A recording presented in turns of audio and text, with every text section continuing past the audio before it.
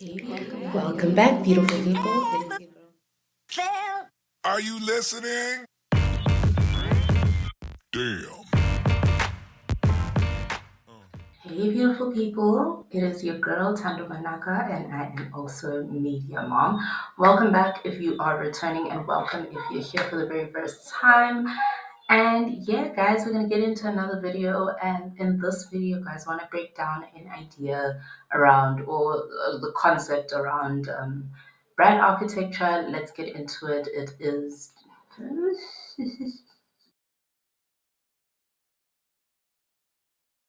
So, have you ever wondered to yourself why Dove, Omo, and what's the Sunlight seem like such different brands and businesses, but they're all owned by the same company? Or on the other hand, you also find Apple that puts their logo and branding on everything. Apple's name is on all their products, and they don't choose to deviate away from the Apple name. Well, this is a concept or theory around brand architecture, which I've mentioned this book before in one of my other videos, but it is written by David A. Aaker, and he discusses this in this book. And I want to really outline some of the key things that he has, highlighted from this. So, organizations or brand architecture, let me get back to. If you have to define it, it really is about how you structure the different businesses or brands within an organization or a company. How do you structure them and how do they relate to each other? And this can influence everything from your marketing communications all the way down to your operations and profitability. So you need to always consider how do you want to associate your brands to each other, whether you want to associate each of the kind of sub brands that you have with one another. And those decisions can either be lead you towards growth or lead you towards risk. And I'm going to unpack some of these with you guys and also look at some local examples. I want to talk about Takealot and Amazon because that is currently, a very interesting situation happening in SA and how those competitors are kind of viewing their offerings in very different ways. And I think it's a good example of how different business models or brand architectures can kind of show up in the market and how each provide their own benefits and as well challenges. So we'll get into all of that in the rest of this video. I hope you guys enjoy and stay tuned so we can all learn together. So, David Aaker defines brand architecture as an organizing structure of the brand portfolio that specifies the brand roles and the nature of relationships between these brands. So, in simpler terms, it's like a family tree for brands. And depending on your structure, the family can either have a very tight knit household or have distant cousins with different surnames. And yeah, with this, it kind of shows you how each brand either shows up in the market, whether together or they're existing in complete like silos or existing independently of one another.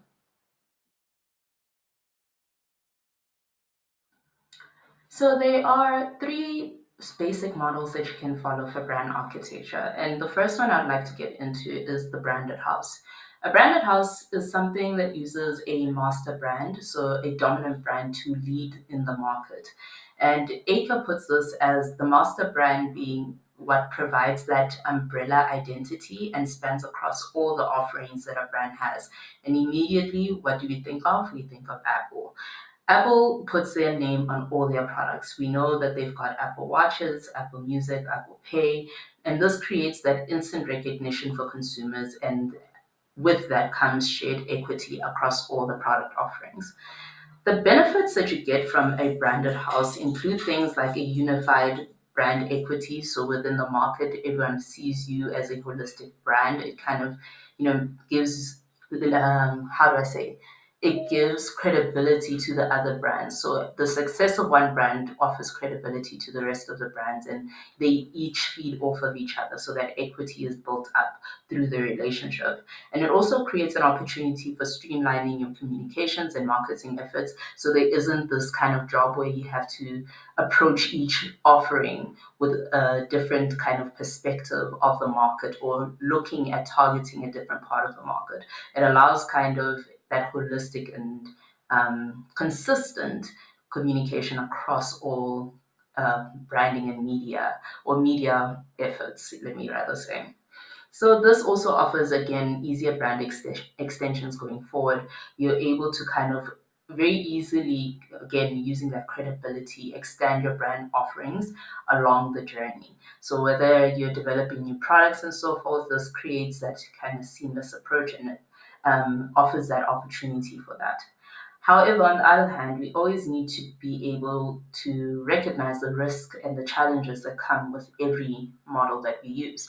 And one of the risks that comes with this is that with a single brand identity for all of your product offerings, there is also a problem where one brand, again, can negatively impact the rest of your portfolio, where challenges with one product offering might start to now impact the consumer's perception of all your other offerings. And these examples can be thought of in different spaces. And immediately first coming to mind, what was it called? It was a Ford car that, yeah, had some challenges a few years ago, and it was just one model, but it kind of created a negative perception towards the entire brand, where there was issues with one model. And this happens all the time when there are recalls of a product.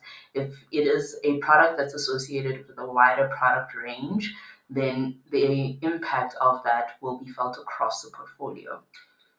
And also, there again, with that singular view of the market that I mentioned before, where you can streamline your communications, there is also less room for segmentation of your audience. You kind of create this blanket cascading, like this, not even cascading, this blanket approach to communications when you do this approach. So it kind of limits your capabilities to vary your tone, your voice in the market for your different segments of the market.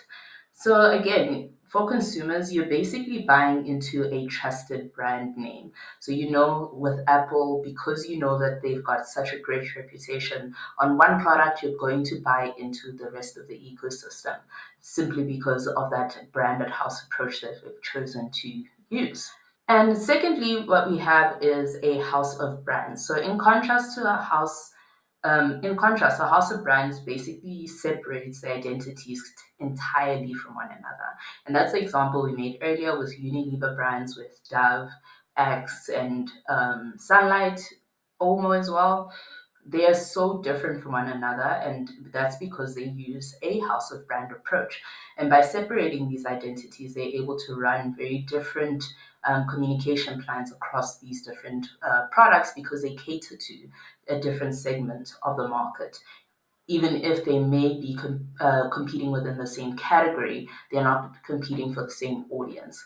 So, Aaker here highlights that this model is where we start to see each brand standing on its own, with a very visible connection to who the parent, with very little visibility into which the connections that they have to the parent brand or the mother brand.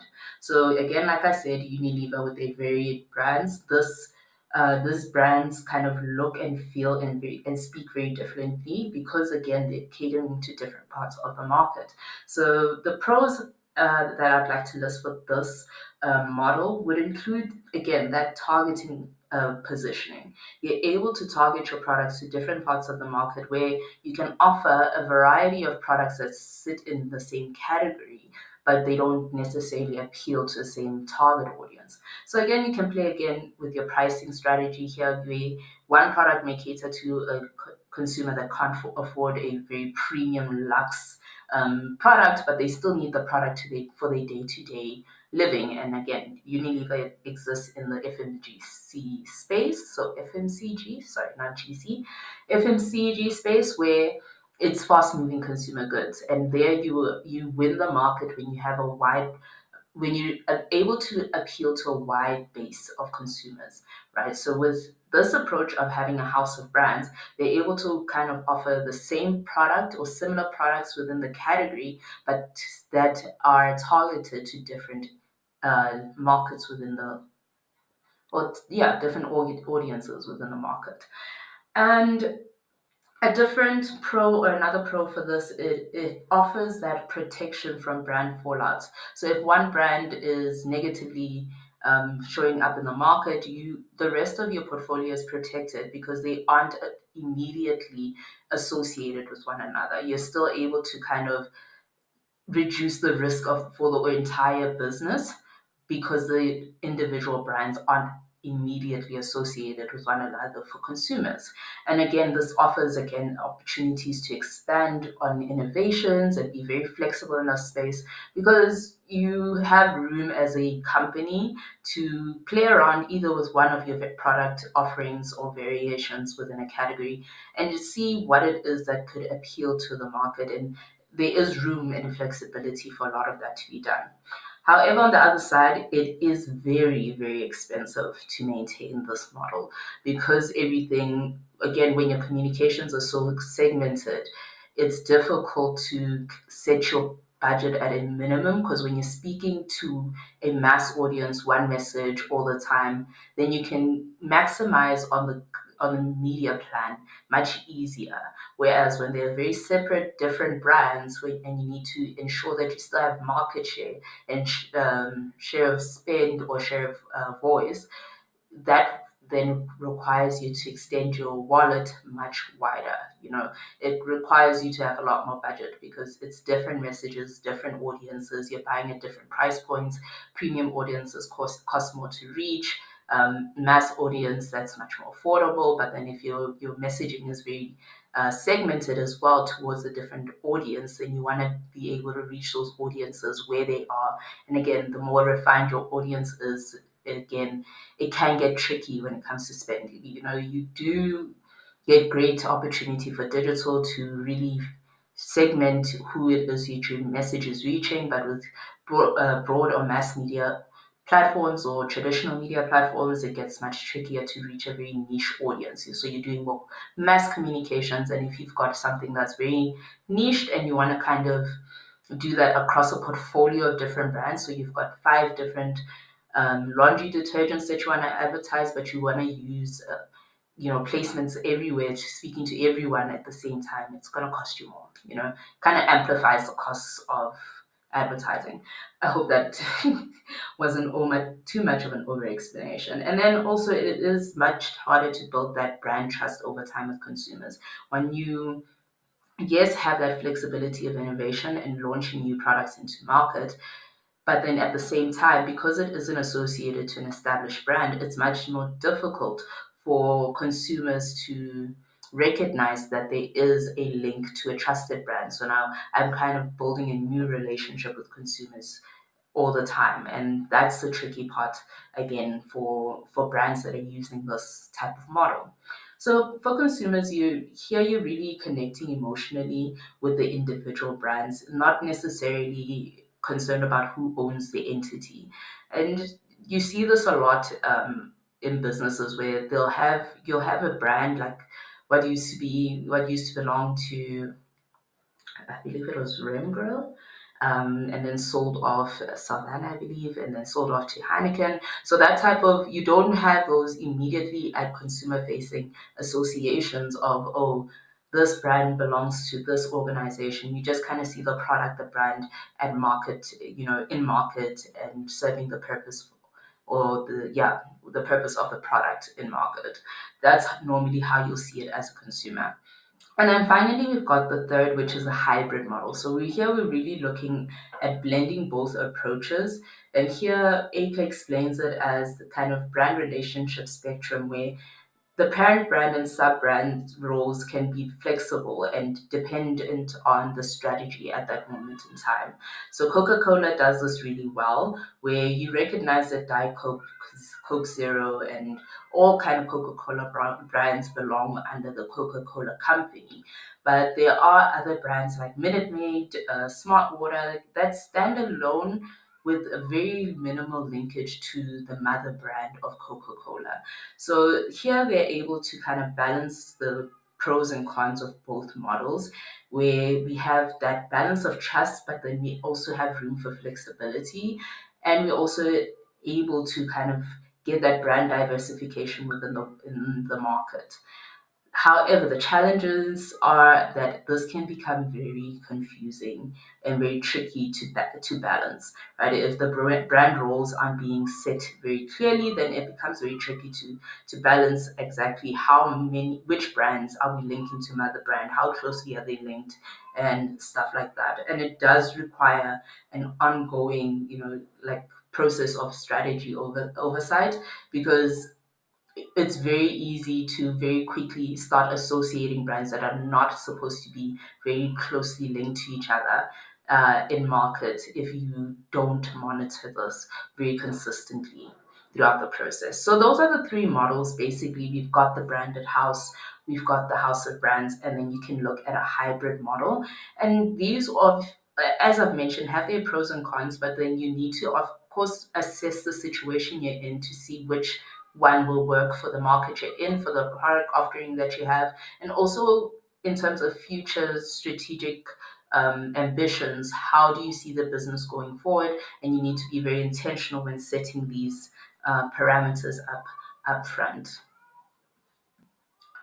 Now let's bring it back home and talk about a local example. So we've got Takealot Group, right? And this is a really strong example of what a hybrid structure looks like.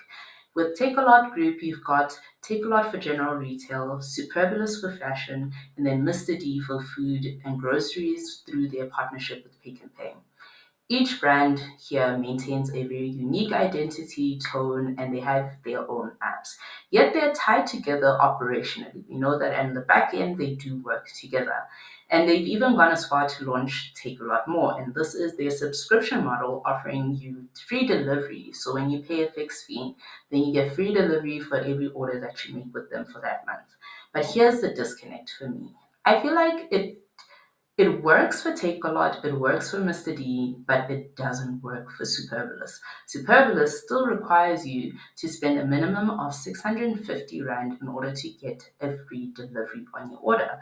So, despite these businesses or these brands existing within a group together, consumers are still experiencing fragmentation. So, I have different apps for all of these products. And at the same time, there is a subscription, but it only works for some of the products, not all the products. And this could backfire because now we've got Amazon in the market. And in contrast, Amazon operates like a classic branded house. Amazon SA has one platform, one subscription, one identity. And it has this master brand of Amazon that it's built credibility on over the years. Now that it's entered SA, can build on that credibility, and it has now that credibility created over time that they can then leverage across all their touch points when getting into a market. And if you've noticed, they've been in the market, but I feel like I expected it to be a little bit louder when they entered, and it's been very quiet. And it could be because they know that they are able to quickly sweep in and don't want to create too much of a ruckus around themselves in order not to raise any flags about their existence and the threat that they create for Takealot. So I wonder also what is the best approach for Takealot to do now. But I guess we'll have to see how they look at this hybrid model and adapt it possibly, or even continue to leverage it to gain and or not even gain, but maintain their market share because they did do currently I believe have greater market share. But then it's a battle of maintaining that. And Amazon creates a great threat in the market. If they are unable to maximize the benefits of a hybrid model, they may then need to relook their brand architecture in order to ensure sustainability in the market. So why does this matter? Aaker reminds us that brand architecture is all about long term strategic decision making, right? Here we're making decisions for the future because we need to be able to know how we want brands or our business to scale in the long run, whether we want it to continue to be a small business for forever. And I don't think that's anyone's objective, really.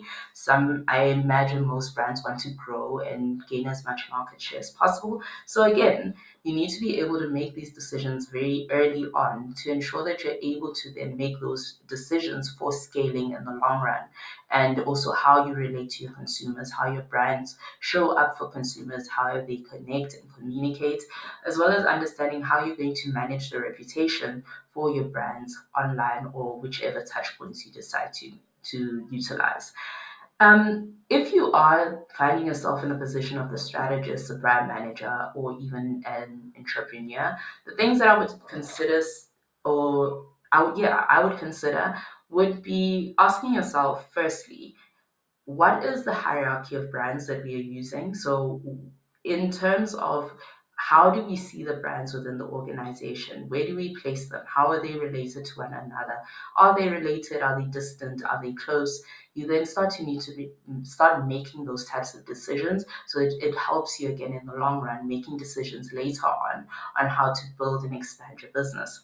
And then you also ask yourself whether you're able to make those expansions or extensions without confusing your consumers too much, and leaving them in a space of wondering, why is this boat company making t-shirts? Or, well, sure, you could, but like, it needs to be like the boating t-shirts, I would assume. So you don't want to confuse your consumers when you're making these decisions in the long run, because again, if the relation of the products will make sense, then you don't want them to relate to each other. Or if you're catering for very different parts of the market, your premium, very niche spaces, luxury spaces versus your mass market stuff, you wouldn't want them to be too closely related, because again, it will impact the perception that consumers have for your products and your brands. Then you also need to understand, do you want to build everything that kind of exists around one brand, or do you want them to be able to exist in isolation and independent of one another? And this often happens also if you find businesses that acquire other businesses, where they opt for a model where things exist in isolation, kind of independent. And it kind of, yeah, because they're buying businesses that have already existed and may have their own reputations and brand equity, it is something you can leverage to have brands that have their own kind of equity in the market, and then again kind of creates greater equity for the mother or parent brand. Yeah, but yeah, that kind of is why I would say these topics matter and why we should consider these things, guys. Again, I highly recommend getting this book if you can. It is such an informative book, and if you want to understand branding and what is branding and business all about, how do they relate and how are they interlinked, I have another video where I talk about branding, business, and all these definitions. And for me, I really do think, as much as branding often comes up in a topic as a function of marketing, I see branding being very much so more related to business, because it does touch on the operationals and just the structuring of businesses at a much wider view than what may be suggested. But yeah, that's just my opinion. Hope you enjoyed this video, and yeah, please stay tuned. I just want to wrap things up with one more thought. Thanks for making it to the end of the video, guys. This was a kind of a brief discussion or a light unpacking of what brand architecture is. And I really want to get some of your thoughts around these topics. So I'm going to put something in the comment section down below and pin it up top, and hope that creates kind of a conversation starter. But anyway, guys, thank you so much for watching the video all the way to the end. And please don't forget to do a thumbs up, subscribe, and ding the bell so that you know exactly when I'm uploading my next video. I did change my what is this banner on my page, just to let you guys know that I am not sure about scheduling right now, like when I'll be uploading. It's a bit hectic, but I do still want to continue to do this. I've got a lot of topics that I want to get into. I did get a new mic, so we are definitely going to continue. Don't forget, again, get the bell so that once I've sorted out posting schedules, I'll let you guys know. But for now, it might be a little bit sporadic. Please forgive me. But bye.